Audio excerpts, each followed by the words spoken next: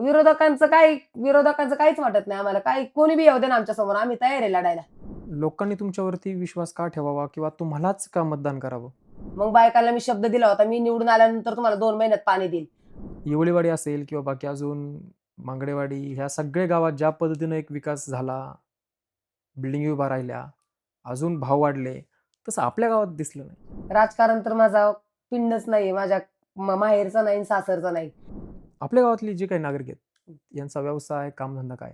तर उमेदवारी भरली असता गावातल्या एका सुद्धा महिलेने माझ्या विरोधात फॉर्म भरला नाही. ज्या पद्धतीनं तुम्ही गावातून महानगरपालिकेसाठी सरपंच पदासाठी इच्छुक होतात, विरोधामध्ये फार कोणी नव्हतं, बिनविरोध झाला. 2018ला सरपंच झालात. यावेळी गावामधून काही विरोध आहे?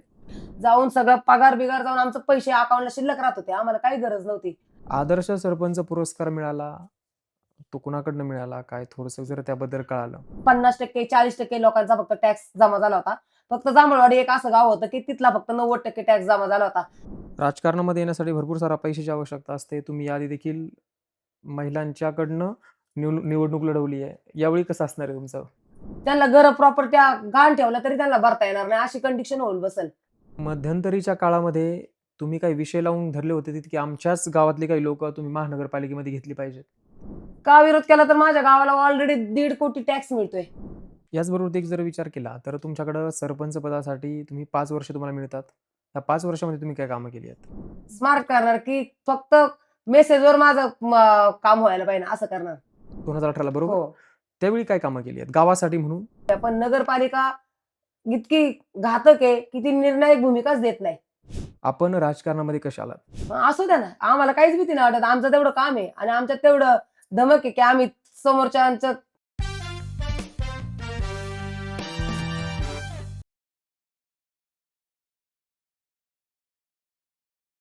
नमस्कार, मी दीपक ढाकणे. स्वागत आहे तुमचं #वैयक्तिक या चॅनलवरती. नेहमीप्रमाणे सध्या आपण आज देखील एका व्यक्तीला भेटण्यासाठी आलोय, जे राजकारणामध्ये काम करतायत, राजकारणामध्ये काम केलेलं आहे आणि करणार देखील आहेत. आपल्याला माहिती आहे, की सध्या महानगरपालिकेच्या निवडणुकी आहेत. आपण वेगवेगळ्या राजकीय लोकांना, नेत्यांना, कार्यकर्त्यांना भेटतोय.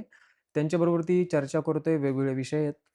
आज देखील आपल्याबरोबरती असणार आहे, जांभूळवाडी गावचे सरपंच, लोकनियुक्त सरपंच असणारे, ज्यांना आदर्श सरपंच म्हणून पुरस्कार देखील मिळाला. त्यांनी बऱ्याच वर्ष उपसरपंच आणि त्यानंतर सरपंच म्हणून देखील काम केलं. अशा असणाऱ्या सौ वनिताजी जांभळे या आहेत. ह्या देखील प्रभाग क्रमांक 38 मधून उभे राहत आहेत. शिवसेनेकडनं जर एक पाहिलं तर या पक्षाकडनं ते इच्छुक आहेत. यामध्ये अजून तिकीट जरी फायनल झालं नसलं तरी त्यांनी यावेळी केलेली कामं किंवा यापुढे देखील करणारी कामं असतील किंवा वेगवेगळे प्रश्न घेऊन आपण त्यांच्याबरोबरती आज या चर्चेच्या माध्यमातून जाणून घेऊया. चला तर आपण पाहूया. नमस्कार. नमस्ते. आपण निवडणुकीला सामोरं जात आहे. पुणे महानगरपालिकेची निवडणूक आहे. शिवसेना या पक्षाकडनं तुम्ही इच्छुक आहात. त्याचबरोबर ते जर एक पाहिलं तर तुम्ही उपसरपंच आणि सरपंच म्हणून या जांभळवाडीमध्ये काम केलंय. त्याचबरोबर ते आत्ता प्रभाग क्रमांक 38 मध्ये हे आपलं गाव येत आहे. याच्या माध्यमातून जर एक विचार केला तर बऱ्यापैकी एक विकास कामं, त्याबरोबरती विकास कामं जी काही पेंडिंग आहेत ती आणि आपलं व्हिजन असे वेगवेगळे विषय आहेत. पण हे आपण घेऊया पुढे. याच्या आधी प्रश्न असे आहेत, की आपण राजकारणामध्ये कसे आलात? कारण राजकारणात येण्यासाठी काहीतरी एक पाठीमागं लागतंय, बॅकबोन लागतोय. तर आपण राजकारणामध्ये कसे आलात? हा प्रश्न. राजकारणात यायचं कारण असं, राजकारण तर माझा पिंडच नाहीये. माझ्या माहेरचा नाही, सासरचा नाही. पण जसं लग्न झालं तसं माझं आमच्या गावातल्या महिलांसंग एवढं छान बॉन्डिंग झालं आणि सरपंच म्हणून महिलेला संधी आली होती. तर गावातल्या महिला म्हणल्या, "तूच उभी राहा, तू आमच्या सगळ्यांचं काम करू शकते." म्हणून गावातल्या महिलांच्या आग्रहास्तव मी 2013 साली 2013 साली मी अ, उमेदवारी उपसरपंच सदस्य पदासाठी भरली. तर उमेदवारी भरली असता गावातल्या एका सुद्धा महिलेने माझ्या विरोधात फॉर्म भरला नाही. कारण त्यांना एवढी इच्छा होती, की माझ्या विरोधात पण कोणती महिला नको. त्यांनी मला बिनविरोध येण्याची संधी दिली. त्या हां आणि बिनविरोध आल्यानंतर मी गावची पहिली महिला उपसरपंच म्हणून मी 2013 ते 2017 पर्यंत गावचं काम केलं. याच्यामध्ये जर पाहिलं तर असंच कुणी कोणाला बिनविरोध करणार नाही. प्रत्येकाला एक इच्छा असते, की आपला माणूस त्या पदापर्यंत पोहोचला पाहिजे. मग त्या बायांसाठी किंवा त्या महिलांसाठी म्हणून किंवा गावासाठी म्हणून काही त्याच्या आधी कामं केली होती? बायकांची एक इच्छा होती, तू शिकलेली आहे आणि तू आमच्यापर्यंत काहीतरी योजना पोहोचवणार. त्यामुळे बायकांनी एवढं मला अ, एवढा प्रोत्साहन दिलं आणि एवढा माझ्या मागे उभ्या राहिल्या. त्यांनी मला नेहमी सांगितलं, की "वनिता तू फक्त काम कर, आम्हाला काही नाही दिलं तरी चालेल, पण तुझ्यासारखी महिलाची आम्हाला गावाला गरज आहे." आणि त्यांनी मला कुठला बी कार्यक्रम असू दे, त्यांनी माझ्याकडून कधी कशाची अपेक्षा केली नाही, काही नाही. काय केलं, की एका फोनवर माझ्या मागे सगळ्या बायका उभ्या. पण मी त्यांच्यासाठी त्यांनी मला जशी संधी दिली, मी त्यांच्यासाठी पूर्ण संधीला माझ्या घरातल्या लोकांना आणि सगळ्यांना सोडून मी त्यांच्यासाठी उभी राहिली आणि त्यांना शिलाई मशीन, गिरण, पाणी फिल्टर ज्या योजना महिलांच्या पार 2 मुली आहे ज्यांना त्यांना ₹21,000 त्या सर्व योजना मी प्रत्येक घरात आमच्या गावात पोहोचवल्या आणि तुम्ही आत्ताच नाही गावातल्या कोणत्याही सुद्धा लोकांना जाऊन विचारा, महिलेला जाऊन विचारा, की तुम्हाला काय योजना भेटली का नाही? आमच्या गावातल्या महिला तुम्हाला येऊन सांगतात, "नाही मला वनिताने हे दिलं." आमच्या गावातल्या महिलांना एवढं मी त्यांच्यापर्यंत सगळ्या योजना पोहोचवल्या, ज्या महिला बालकल्याणच्या आणि समाज कल्याणच्या. काय लागत होत्या त्या गोष्टींची मी पूर्ण तयारी करून त्यांच्या उतरले. सरपंच कोण होतं तेव्हा मग? तेव्हा सरपंच एस-सी जातीसाठी होतं. दिलीप शेलार सरपंच होते. ते अ, आमच्या 9 जणांच्या बॉडीतून ते पण निवडून आले होते, एस-सी कॅटेगरीचे असल्यामुळे. पण सदस्य पदासाठी 3 महिला होत्या. त्यातल्या फक्त माझी एकटीचीच बिनविरोध म्हणून निवडणूक झाली बाकी सगळ्यांची निवडणूक होऊन निवडून आल्या होत्या. जेव्हा आपण लोकनियुक्त सरपंच म्हणजे तुम्ही बिरोधात उपसरपंच झालात, त्यावेळी गावासाठी केलेली काही कामं आहेत का? मी जेव्हा बिनविरोध सरपंच झाले, त्यावेळेस महिलांना महिला सक्षमीकरणासाठी आम्ही बरेच क्लासेस घेतले बचत गटाच्या मार्फत. महिलांना शहरी ग्रामीण योजनांची माहिती दिली. छोटे-छोटे कोर्स जसे की चटण्या बनवायचं, लोणचे बनवायचे असे छोटे-छोटे कोर्स घेतले गावात. त्यामुळे महिला पूर्ण अग्रेसिव्ह झाल्या आणि मला परत 2018 साली जेव्हा निवडणूक लागली तेव्हा ओबीसी महिलेची लागली आणि मी कुणबी दाखला माझ्याकडे असल्यामुळे मला पुन्हा एकदा महिलांनी "तूच उभी राहा, तूच उभी राहा" असा आग्रह केला आणि मला परत राजकारणात ढकललं. आणि त्यावेळी सरपंच झालात. हो, त्यावेळेस मी जनतेतून सरपंच झाले. सरपंच आता काय उपसरपंचच म्हटल्यावरती कामं करण्यासाठी बऱ्याचदा कमी हो, सरपंच हां, जास्त काम करतात. हां, राइट. हं. त्यावेळची काही कामं वेगळी आहेत. हो. कारण का की तुम्ही गावामध्ये आपल्या महिलांसाठी किंवा आपण ज्या गावामध्ये राहतोय, त्या महिलांसाठी तुम्ही कामं केली आहेत. हं, रोजगार असेल, बचत गट असेल, अन्य काही असतील. हं. 2018 ला तुम्ही जेव्हा सरपंच झालात, 2018 ला बरोबर? हो. त्यावेळी काय कामं केली आहेत गावासाठी म्हणून? 2018 जेव्हा मी सरपंच झाले, तेव्हा आमच्या गावात भरपूर कामं पेंडिंग होती. 2018 साली पहिला प्रश्न होता आमच्या गावाला पाणी. ज्यावेळेस मी प्रचारादरम्यान गावात महिलांशी संपर्क साधायचे, पुरुषांशी संपर्क साधायचे, की मला संधी द्या, मी जनतेतून सरपंचची पहिलाच चान्स आलेला आहे, मला एक संधी द्या. तेव्हा मला बायकांचं म्हणणं होतं, महिलांचं सगळ्या आमच्या, की फक्त आम्हाला पाणी पहिली सोय कर. आम्हाला दुसरं काहीच देऊ नको, फक्त पाणी आमच्या घरोघरी पोहोचव. मग बायकांना मी शब्द दिला होता, मी निवडून आल्यानंतर तुम्हाला 2 महिन्यात पाणी देईल आणि निवडून आल्यानंतर मी 2 महिन्यात सगळ्या पार डोंगरापर्यंत पाणी पोहोचवलं. अजून बाकीची कामं काय आहेत? अजून स्मशानभूमी, रस्ते सगळी किरकोळ कामं सगळीच गावात पेंडिंग होती आमच्या. मग त्या साठी काय केलं स्मशानभूमी नव्हती. तर स्मशानभूमीचं असं होतं, की गावाला जागाच नव्हती स्मशानभूमीची. मग 1993 साली जी-आर मिळला होता आमच्या जेव्हा गावात पोलीस पाटलांच्या पाटीलक्या सुटल्या. त्यावेळेस गावाला आमच्या धरणालगत ओढापात्रात 10 गुंठे जागा दिली होती सर्वे नंबर 1 च्या लगत. तर मग तो जी-आर असा असल्यामुळं आम्ही त्याच्यावर अभ्यास केला, की एक लगत जागा आणि अ, द ओढ्याच्या लगत आहे. मग ती कुठे आहे? मग त्याच्यापासून सुरुवात झाली. मग सुरुवात केल्यानंतर आम्ही काय केलं, पहिलं आपल्याला पण त्यातला एवढा जास्त अभ्यास नव्हता. मग आम्ही प्रांत साहेबांना भेटलो. तर त्यावेळेस ज्योती कदम प्रांत म्हणून होत्या. तर त्यांनी आम्हाला पूर्ण सहकार्य केलं आणि त्यांनी सांगितलं, की या जागेचं तुम्हाला कजापा करून घ्यायला लागेल. म्हणजे कमी जास्त पत्रक केल्यानंतर मग त्या जागेचा तुम्हाला सातबारा होईल. मग ते कजापा कसं करायचं? तर पूर्ण गावाचा पूर्ण सर्वे क्षेत्र मोजायचं. त्या क्षेत्रातून तो वेगळा सर्व्हे नंबर तयार करणार. मग त्या सर्व्हे नंबरवर आपली जागा आरक्षित होणार. बरं. मग त्यासाठी माझं 1 वर्ष गेली. 1 वर्षाच्या कमी गेली. 8-9 महिने गेली. 8 महिन्यात मला पूर्ण त्या प्रांत मॅडमनी सहकार्य कारण माझ्या बॉडीतल्या सर्व सदस्यांनी मला एकदम मनापासून सगळ्यांनी सहकार्य केलं आणि आम्ही तो 7-12 करायचा प्रयत्न केला. थोड्या अडचणी आल्या, पण आम्ही 2018 साली मी निवडून आल्यानंतर बरोबर 9व्या महिन्यात माझा 7-12 झाला. आम्ही त्या जागेचा कमी जास्त पत्रक करून जांभूळवाडी स्मशानभूमीसाठी 10 क्षेत्र हे मग फायनली 76 सर्व्हे नंबर तयार केलं. मग झाली ती सगळी? स्मशानभूमीचं काय झालं सांगते. स्मशानभूमीसाठी जागा झाली. आम्हाला सरकारने निधी टाकला. पहिला निधी आम्हाला 12.5 लाखाचा निधी आम्हाला जिल्हा परिषद मार्फत मिळाला. त्यासाठी आम्हाला आमचं जिल्हा परिषद निधी आमच्या ग्रामपंचायतच्या अकाउंटला वर्ग केला. आणि बराच प्रकारच्या आमच्याकडं स्मशानभूमीसाठी लागणारे साहित्य नाही का आपलं, जसे जाळी, ते लोखंडी अँगल वगैरे सगळं आमच्या ग्रामपंचायतमध्ये आलं. पण ज्या शेजारचा लगतचे शेतकरी होते ते म्हणले ती जागा आणि ही जागेत आमच्या मेळ बसत नाही. ही जागा आमच्या सर्व्हे नंबरमध्ये येते. त्यामुळे त्यांनी काय केलं, आम्हाला म्हणले, की "नाही, हे सर्व्हे नंबर तो आमच्याच जागेत आहे, आमच्या जागेत आहे." म्हणून त्यांनी आमच्या संग वाद, त्यांचे आणि आमचे थोडेसे आपले वाद झाले. मग त्यानंतर काय झालं, की आम्ही म्हणलो, की "नाही, हे सर्व्हे नंबर अहो 76 आहे." ते म्हणायचे, "नाही, हा आमचा आहे." मग मोजणीचं ठरलं. मोजणी ठरली, त्यात आमचं काम चालू झालेलं असताना त्यांनी कोर्टात दावा दाखल केला. मग कोर्टात दावा दाखल केल्यानंतर अशी कामं पेंडिंग पडतात. म्हणून ते पेंडिंग पडलं. पण आमचा 7-12 जशाच्या तशा 10 गुंठ्याचा आमच्या गावासाठी आहे. याचबरोबर एक जर विचार केला, तर तुमच्याकडं सरपंच पदासाठी तुम्ही 5 वर्ष तुम्हाला मिळतात. त्या 5 वर्षामध्ये तुम्ही काय कामं केली आहेत? 5 वर्षाचं कसं झालं, सरपंच मी 2018 साली झाले. 2019 साली माझं पूर्ण वर्ष महिलांना पाणी आणि या स्मशानभूमीच्या कामात गेलं. 2019चा लास्टला लगेचच कोरोना आला. कोरोना आला, की मला मग माझं कामाचं फक्त लोकांची सेवा करण्यातच गेले. 1-1.5 वर्ष त्यांना सॅनिटायझर द्या, मास्क द्या.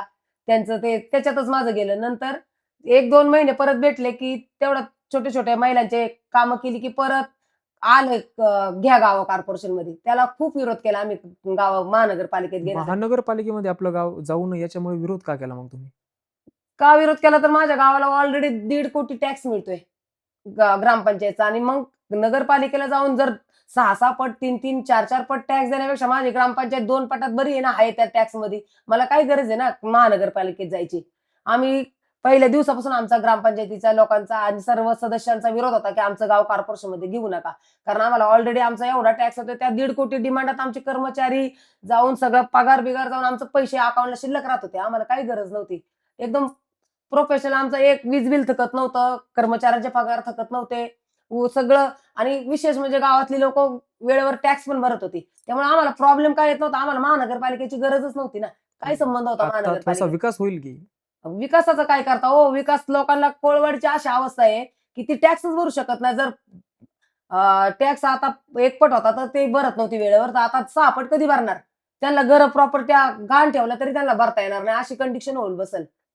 मग ह्या सर्व गोष्टींसाठी मी महानगरपालिकेत आता गेले म्हणून मी निवडणुकीला उभी राहायचा निर्णय घेतलाय, की त्या लोकांपर्यंत पोहोचणार कसं आणि त्यांना कोण सांगणार आणि हा टॅक्स जर कमी नाही झाला तर आम्ही आंदोलन करणार आहे. भले ठीक आहे निवडणुकीत निवडून येऊ नाही येऊ, पण आम्ही आंदोलन करणार म्हणजे करणार आणि हा एवढा टॅक्स आम्ही भरू शकत नाही. आपण थोडंसं पुढे गेलो. मी थोडंसं पुन्हा मागे येईल. हं, आदर्श सरपंच पुरस्कार मिळाला, तो कुणाकडनं मिळाला? काय थोडंसं जर त्याबद्दल कळालं? चालतंय. ते स आदर्श सरपंच पुरस्कार मला 2018 ला मी सरपंच झाले आणि त्यानंतर त्यांचं दरवर्षी 3 वर्षांनी आदर्श सरपंच पुरस्काराची त्यांची मोहीम असते. त्यांनी त्यावेळेस त्यांचा नेमका लेट झाला होता आणि मग आमची गाव नवीन गेली होती. तर त्यांनी माझं पाणी पुरवठा योजना सुरळीत झालेली. आमचे रिपोर्ट असतातच ना जिल्हा परिषदला आणि टॅक्स टॅक्स जेव्हा मी सरपंच झाले, तेव्हा आमच्या गावचा टॅक्स 90% पर्यंत गेला होता. 90% गावाने टॅक्स भरला होता. टॅक्समुळं माझा टॅक्स मी एवढा सगळा काय गावात 50% 40% लोकांचा फक्त टॅक्स जमा झाला होता. फक्त जांभळवाडी एक असं गाव होतं, की तिथला फक्त 90% टॅक्स जमा झाला होता. ते जिल्हा परिषद कार्यकारी अभियंत्यांनी, परत जिल्हा परिषद शिवून यांनी दखल घेतली, की एक महिला असून यांनी एवढी दखल घेऊन एवढा टॅक्स गोळा केला. 4-5 वर्ष पेंडिंग असलेला टॅक्स त्यांनी एका वर्षात कसं काय जमा केला? त्यांना वाटलं, की काहीतरी म्हणजे नाही का टॅक्स जमा त्यांनी तर 100% जमा करा सांगितला होता. 100% जमा केल्यास तर आम्हाला 5 लाखाचं बक्षीस होतं आमच्या गावाला.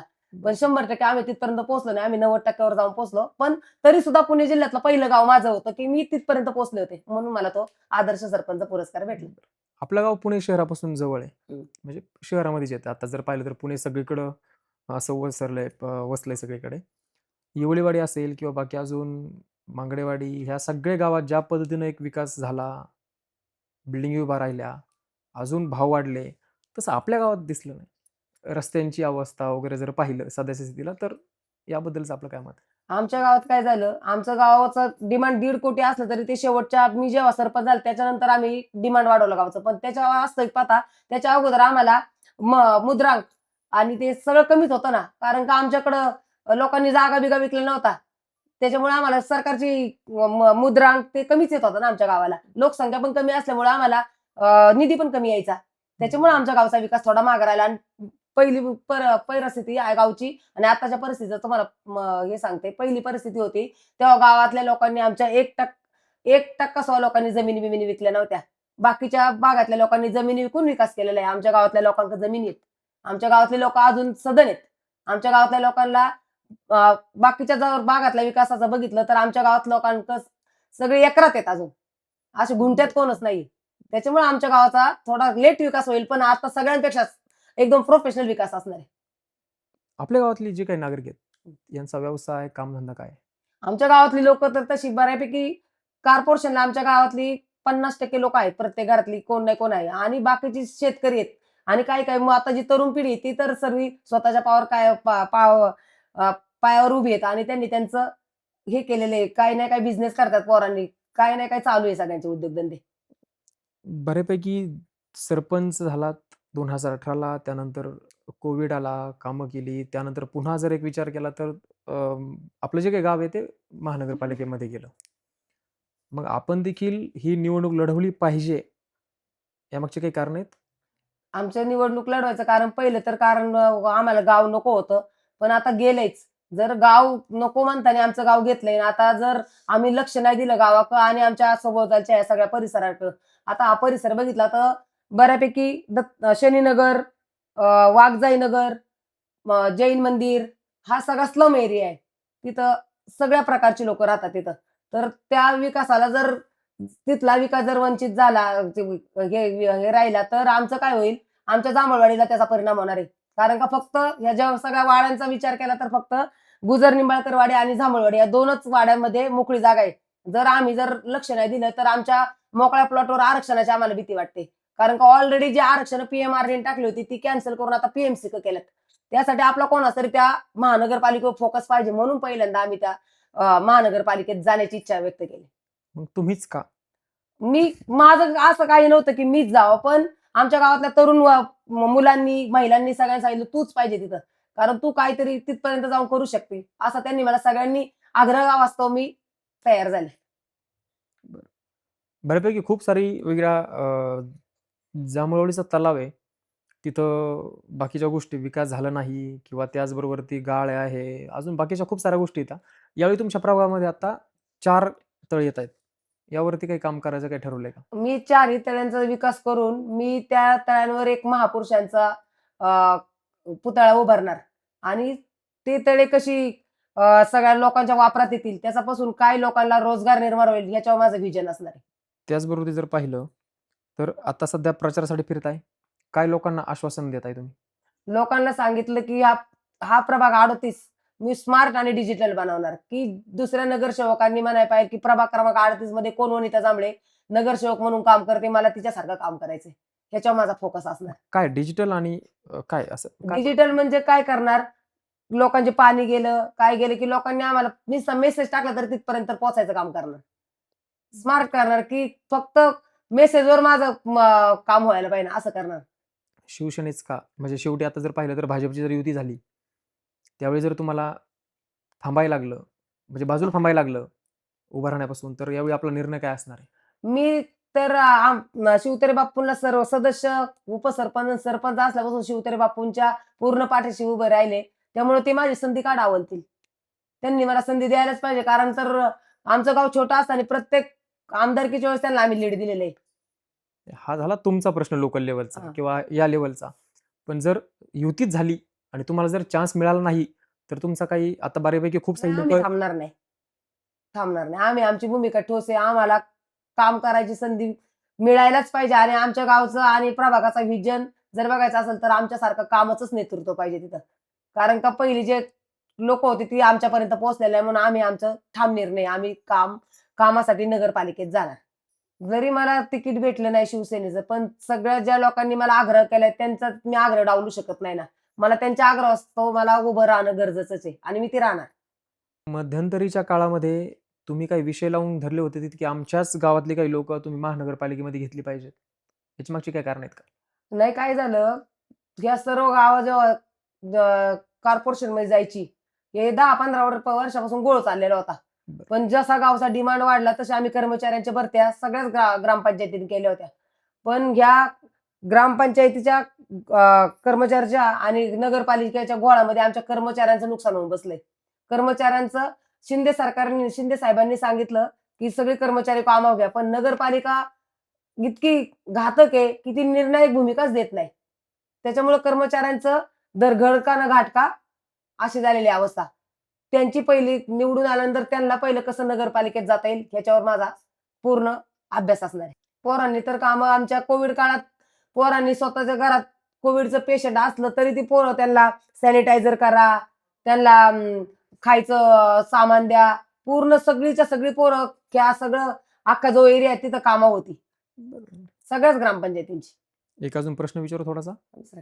ज्या पद्धतीनं तुम्ही गावातून महानगरपालिकेसाठी सरपंच पदासाठी इच्छुक होतात, विरोधामध्ये फार कोणी नव्हतं. बिनविरोध झाला. 2018ला सरपंच झालात. यावेळी गावामधून काही विरोध आहे? 2018ला जेव्हा मी सरपंच झाले तेव्हा आमच्या गावात समोर माझ्या 2 पॅनल लागले होते आणि मी अपक्ष होते. मला मला मी कुठल्या पॅनलमध्ये उभे राहिलेले नव्हते. पण माझ्या महिलांनी मला डोक्यावर घेतलेलं होतं. त्यांनी मला अजून सुद्धा माझं त्यांच्या जीवावर माझी निवडणूक आहे. त्या यावेळी हो, त्या म्हणल्यात म्हणून मी तयार झाले. नाहीतर मला ऑलरेडी आता माझा मुलगा, माझ्या जावांची मुलं राजकारणात येण्याजोगी झालेली आहेत. पण ते म्हणतात, "तू एक संधी घे, नंतर आम्ही बघू." म्हणून त्यांनी मला परत तयार केले. आता फक्त गाव नाही ना, बाकीची पण गावं ॲड आहेत. असू द्या ना, आम्हाला काहीच भीती नाही वाटत. आमचं तेवढं काम आहे आणि आमच्यात तेवढं धमक आहे, की आम्ही समोरच्यांचं कामं हाणून पाडू शकतो. कारण त्यांनी आमच्याकडे काही कामच करून दिलं नाही ना आम्हाला. म्हणून आम्हाला राहायचंय.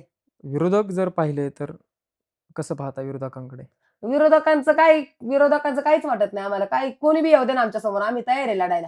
कारण आमच्या गावचा विकास आम्हाला माहिती आहे. आमच्या गावचा आणि ह्या वाड्यांचा विकास आम्ही ग्राउंड लेव्हलला काम केलेलं आहे ना. आम्ही झाल्या नगरसेवक नाही झालो. आम्ही सरपंच, सदस्य, उपसरपंच करून झालेलो आहे. त्याच्यामुळे आम्हाला ग्राउंड लेव्हलचा अभ्यासाचं माहिती आहे. त्यांना असेल नगरसेवकांचं माहिती, पण आम्हाला आमच्या गावचं आणि वाड्यांचं माहिती आहे ना काय विकास करायचा. त्याच्यामुळे आम्हीच राहणार उभं. शिवसेना निवडण्याचं काही कारण होतं? शिवसेनेचं काय झालं, माझे मिस्टर अ, जसे 1987 सालापासून ते शिवसेनेचे सभासद आहेत आणि त्यांनी कधीच शिवसेनेशिवाय कोणाला मतदान नाही केलं. त्याच्यामुळे त्यांचाच वारसा घेऊन आम्ही पण शिवसेनेचंच काम केलं. आम्ही कधी दुसऱ्या पक्षात गेलोच नाही. अजून युती झालेली नाहीये. हो. युती होऊ शकते. हां. यावेळी काय असेल? भाजप आणि सेने जर पुण्यामध्ये युती झाली तर? युती झाली तर चांगलंच आहे, पण आम्हाला नाही झाली तरी चांगलं आहे. कारण आमचा जो प्रभाग आहे सर्व्हे नंबर ते प्रभाग क्रमांक 38 तो शिंदे गटाला एकदम अनुकूल आहे. कारण का जे आमचे आमदार होते विजय बापू शिवतारे त्यांच्या माध्यमातून ह्या पूर्ण वाड्यांचा विकास त्यांनी केलेला आहे. म्हणजे रस्ते, ड्रेनेज त्यांच्याकडून निधी भेटलेला आहे. त्याच्यामुळं लोकांना माहिती आहे कोण काम करणार आहे. त्याच्यामुळे मतदान होणारच आहे शिंदे गटाला. ह्याच्यामध्ये जर एक पाहिलं तर तुम्ही बोलताना नवीन नाहीत हे सगळ्यांना माहीत झालेलं आहे हं. बोलण्यासाठी. ती शैली पहिल्यापासून होती 2013 पासून की हळू-हळू? नाही, नाही, नाही. मला राजकारण माझा वारसा नव्हता, माझा पिंड नव्हता, माझ्या माहेरचा नव्हता, सासरचा नव्हता. पण माझं शिक्षण 12वीच आहे. पण मला महिलांनी एवढं टेरर केलं, की तू काय पण करू शकते. त्याच्यात त्यांच्या त्यांच्या भावनांनी मी पुढे इथपर्यंत पोहोचले आणि माझ्यात तेवढी ऊर्जा आली. गावासाठी म्हणून काय विजन आहे? मी प्रभागाचं नाही विचारत हां. आता. गावासाठी म्हणून आपल्या जांभूळवाडीतून तुम्ही सरपंच होतात. हं. नंतर आता परत पुन्हा महानगरपालिकेमध्ये जाताय. तर गावासाठी म्हणून काय विजन आहे? गावासाठी मला पहिले अंतर्गत रस्ते आणि डी रोड. गावाला माझ्या डी रोडची गरज आहे. जेव्हा आता आपला पी-एम-आर-डीचा डी कॅन्सल झाला आणि पी-एम-सी केलं त्याच्यावर मला फोकस करून लक्ष देऊन कसा बसणार, कसे रस्ते टाकणार त्याच्यावर मला फोकस करून माझ्या गावचा विकास करायचा आहे. त्याचबरोबर ती जर प्रभागाचा अभ्यास केला, तर बऱ्यापैकी खूप सारा विकास हा करण्यासारखा आहे. तुम्हाला काय वाटतं की काय प्रलंबित आहे आजपर्यंत आणि तुम्ही काय करणार आहेत? प्रभागाचा अभ्यास केला तर तुम्ही दत्तनगरहून पाहिलं असेल, की दत्तनगरमध्ये एवढी ट्रॉफिक कोंडी आहे. दत्तनगरपासून जांभळवाडी यायला आम्हाला अर्धा तास लागतो. जसं की आम्ही हडपसरवरून दत्तनगरला 15 मिनिटात, 20 मिनिटात पोहोचतो. इथं आम्हाला अर्धा तास लागतो. तर पहिला गोष्ट ट्रॉफिक. ट्रॉफिकवर कसं नियोजन करता येईल? क रस्त्याला ज्या गाड्या लागतात त्याचं नियोजन कसं पे अँड पार्किंग करता येईल का? काय करता येईल? याच्यावर आम्ही पहिला फोकस करणार आहे. आणि महिलांसाठी ग्राउंड्स परत विरंगुळा केंद्र, मुलांसाठी खेळायला प्लेग्राऊंड असं याच्यावर आमचा फोकस असणार आहे. बऱ्यापैकी तुम्ही सांगितलत की मी जेव्हा 2018ला सरपंच झाले, त्यानंतर मी लगेच पुढच्या 2 महिन्यामध्ये पाण्याची व्यवस्था केली हं, होती. सध्याच्या स्थितीला तुम्ही ज्या प्रभागात आहात, त्या प्रभागामध्ये देखील पाण्याची टंचाई भासते लोकांना. हं. याचा अभ्यास आहे? अजून नगरपालिकेचा जास्त अभ्यास नाही, पण ग्राउंड लेव्हलचं काम असल्यामुळे ते काही अवघड होणार नाही. आम्ही ते 2 महिन्यात शिकून घेणार. जर संधी दिली आम्हाला नगरपालिकेत जाण्याची तर ते मला काहीच वाटत नाही. कारण आमचं तर एवढं हिल्ला आम्ही पाणी आणू शकतो, तर तिथं तर काय सोपंच आहे ना. कारण तुमच्याबरोबर ती खूप सारी लोकं पहिल्यापासून राजकारणामध्ये देखील आहेत. तेच लोकं आता या प्रभागामध्ये देखील काम करणार आहेत म्हणून हा प्रश्न विचारला. नाही ती असली पहिली तरी पण ती पण पहिली मागच होती ना. नंतर पहिली गेल्यात ना. आम्ही पण पहिल्याच नंबरवर जाऊ. ती दुसऱ्या नंबरला थांबतील. व्हिजन म्हणून कसं पाहता प्रभागाकडे? व्हिजन म्हणून आम्हाला प्रभागाच्या वाड्या, वस्त्या आणि जे सगळे छोटे-छोटे नगरं झाल्यात, त्यांच्यावर आमचा फोकस असणार आहे. कशाप्रकारे? कशाप्रकारे म्हणजे आम्ही जेव्हा आता या प्रचाराच्या माध्यमात फिरतोय, तर तिथं लोकांचे रस्ते, ड्रेनेज, पाणी या बेसिक सुविधा अजून तिथपर्यंत पोहोचलेल्या नाही. तर मोठ्या-मोठ्या ग्राउंड नाना-नानी पार्क ते तर लईच लांब. त्या सुविधा छोट्या-छोट्या पहिल्या सुविधा आम्ही 2-3 वर्षात पोहोचवणार. नंतर बाकीचं. सध्या तुम्ही प्रचारासाठी फिरताय, पाणी असेल, रस्ते असतील, ड्रेनेज असेल, ह्याच तुम्हाला मुख्य सुविधा वाटतात हो, की अजून देखील? नाही, त्याच सुविधा सगळं जाईल तिथं फक्त पाणी द्या आणि रस्ता द्या. पाणी द्या आणि रस्ता द्या. हे 2च बायकांच्या आणि पुरुष लोकांचे काम आहेत. बाकी काहीच सांगत नाही. कोणाचं आज मोठं व्हिजन नाही की आम्हाला हे द्या, ते द्या. मोठं व्हिजन 3 वर्षानंतर होणार आहे त्यांचं. जेव्हा आम्ही त्यांच्यापर्यंत त्या छोट्या-छोट्या गोष्टी जाणार आहे त्यानंतर. काय असेल मोठी कामं काय असणार आहेत मोठी तुमची कामं मोठी? म्हणजे आम्ही मोठे-मोठे हॉस्पिटल बांधणार. जिथं अम्युनिटी स्पेस आहे तिथं आम्ही छान अशी सगळ्या सोयीयुक्त हॉस्पिटल बांधणार. परत शाळा छान करणार. कारण आपल्या एरियात फक्त एक कॉर्पोरेशन छान शाळा म्हणलं तर फक्त कात्रजमध्ये. जसं आमच्या दत्तनगरला होऊ शकते, आमच्या वाड्यांमध्ये होऊ शकते. त्याच्यावर आमचं विजन राहणार आहे. त्याचबरोबर ती जर तुम्हाला एक जांभूळवाडीचा जर एक पट्टा पकडला, तर तुम्हाला तळी चांगली आहेत. हं. यावरती कधी काम केलंय तुम्ही? तळ्यांवर तर मी आमच्या जांभळवाडीचं काम केलं, पण काय झालं, कोरोना आल्यामुळं माझं थांबलं. पण आमच्या या प्रभागात 4 तळी आहेत ना, त्याचा तर विकास करणं आमचा नेहमीच भर राहणार. त्याचा पण अभ्यास करून विकास करणार. तळ्यांचा काय विकास करणार? तळ्यांचा विकास म्हणजे आमचं हे जांभळवाडीचं तळं घ्या. हं. आमचं जांभळवाडीचं तळं जवळ-जवळ 64 एकराचं तळ आहे. तर त्या तळ्याचा इतका गाळ साचलाय त्याच्यात दरवर्षीच्या पुराने तर तो गाळ काढण्यापासूनचं काम. ते गाळ काढलं तर त्याचा साठा मोठा होणार आहे. साठा मोठा झाला तर या पूर्ण जो हा एरिया शनीनगर, दत्तनगर, आंबेगाव, दोन्ही आंबेगाव, जांभूळवाडी या सगळ्या एरियाला पाणी जाऊ शकतं. एवढा एक तिथं पाण्याचा साठा होईल. त्याच्यावर मी पहिला अभ्यास करणार आहे. त्याचबरोबर ती जर एक पाहिलं तर राजकारणामध्ये सरपंच पद आणि एक महानगरपालिकेचं डायरेक्ट पद हे याच्यामध्ये खूप मोठं एक अंतर आहे तसं पाहिलं तर. हां, दोन्हीही फक्त प्रशासन आणि नागरिक यांच्यामधले दोघंही एकच काम करतायत. हं. पण एक मोठं अंतर आहे. तर यावेळी एक गाव नसून प्रभाग आहे. तर हे तुम्ही जे काही कामं सांगितली आहेत, ती समस्या बऱ्यापैकी आहेत. म्हणजे रस्ता असेल, ड्रेनेज असतील, लाईट्स असतील किंवा पाणी असेल. पिण्याच्या पाण्याचा मुख्य प्रश्न आहे. हं. ही सोडून अजून काही याच्यावरती विचार केलाय? कारण सध्या तुम्ही प्रचारासाठी फिरताय, लोकं तुम्हाला देखील समस्या सांगत असतील. याच्या व्यतिरिक्त कुठली समस्या या प्रभागात पहिले अजून रस्ते आणि लाईट, पाणीच नाही पोहोचलं तर लोकांच्या मोठे व्हिजनच नाही. तेच सांगितलं ना तुम्हाला मी. कारण का त्यांचे व्हिजनच तेवढे त्यांना बेसिकच अजून मिळले नाही तर त्यांनी मोठे व्हिजन का ठेवावे? त्यांना बेसिक गरजापासून वंचित आहेत. पहिले नगरसेवक अजून तिथपर्यंत पोहोचलेच नाही. त्यांच्या त्या गरजा पोहोचल्याच नाही त्यांच्यापर्यंत. त्याच्यामुळं आमच्याकडून त्यांची अपेक्षा आहे की आम्ही ते आम्हाला पहिले द्यावं. मग नंतर आमचं व्हिजन आहे, पण त्यांना त्या तर बेसिक गरजा देऊ द्या ना आम्हाला. मग नंतर आमच्या काय त्यांच्या अडचणी आमच्या अ, अ, सांगायचं काम हे राहणार. राजकारणामध्ये येण्यासाठी भरपूर साऱ्या पैशाची आवश्यकता असते. तुम्ही याआधी देखील महिलांच्याकडनं निवडणूक लढवली आहे. यावेळी कसं असणार आहे तुमचं? पैशाचं आमचे मिस्टर एकदम शेतकरी असून सनद आहेत. त्यांचे एकदम व्यवस्थित आहे. आम्हाला पैशाचं आणि राजकारणात पैसा कशाला लागतो? एवढं काम केलं तर मी कशाला पैशावर निवडून येऊ? लोकं माझ्या कामाच्या पावतीच मला निवडून देणार आहेत. आणि पैशाचा विषय आला तरी मिस्टर आमचे एकदम हे आहेत. मला कमी पडून देणार नाही एवढी मला गॅरंटी. आजच्या या चर्चेच्या माध्यमातून नागरिकांना, मतदारांना काय आवाहन कराल? मतदारांना एक आवाहन करीन, की तुम्ही काम करणाऱ्या उमेदवाराला संधी द्या. जो तुमच्या कामाला निम्म्या रात्री धावून येईल आणि तुमचा पहिल्या रिंगला फोन उचलेल अशा मतदाराला संधी द्या. नवीन भागात असल्यामुळे लोकांना माहित नाही, की आम्ही काय करू शकतो. त्यांना तिथपर्यंत पोहोचवायचं काम करीन, की मी काय करू शकते. हे त्यांना मी माझं व्हिजन सांगेन आणि मतदारांना नेहमीच कुठल्याही कामाची जी त्यांना मी खात्री दिली ते काम करून देण्याची मी तिथपर्यंत पोहोचेन. एवढं करते. लोकांनी तुमच्यावरती विश्वास का ठेवावा किंवा तुम्हालाच का मतदान करावं? हा एक शेवटचा प्रश्न. मी प्रचार करते ना, त्यावेळेस लोकांनी आमच्या कोळवाडीचं मला व्हिजन सांगितलं, की कोळवाडीला जर असे रस्ते केलेत, की तूप सांडलं तर भरून घेईल. मग आमच्या का तुम्ही करू शकणार नाही? हे त्यांच्या डोक्यात आहे. ती म्हणते, की तू जर कोळवाडीसारखा एवढा छोटं गाव असून तिथे एवढा छान विकास केलाय, तिथं एकदम छान रस्ते केल्यात, बस जाते तिथं, तर तू आमच्या का येणार नाही? ते व्हिजन त्यांच्यासाठी खूप मोठे. म्हणजे तुम्ही ते एक विकास आराखडा तुम्ही पूर्ण हो, करत आम्ही तयार करून ठेवले. आमच्या ब्लू प्रिंटवर आमचा सगळा विकास आराखडा आहे. बरोबर. नक्कीच तुम्ही देखील या चर्चेमध्ये सहभागी झालात. त्याबद्दल मी वैयक्तिककडनं खूप खूप धन्यवाद देतो. आपण जर एक पाहिलं तर एक उपसरपंच, सरपंच त्यानंतर महानगरपालिकामध्ये काम करण्याची जी काही एक स्त्री उतरते, खूप सारं जर एक आपण आतापर्यंत खूप साऱ्या बऱ्याचशा लोकांच्या मुलाखती घेतल्यात. पण एक आवाज जर पाहिला तर आवाज सगळ्यात मोठा आणि मला देखील छान वाटलं. वेगवेगळे विषय होते. ते आपण त्यांच्याबरोबर गप्पा मारून जाणून घेतलेत. आपल्याला देखील ही मुलाखत कशी वाटली? ते आम्हाला कमेंट्सच्या माध्यमातून नक्की कळवा. धन्यवाद.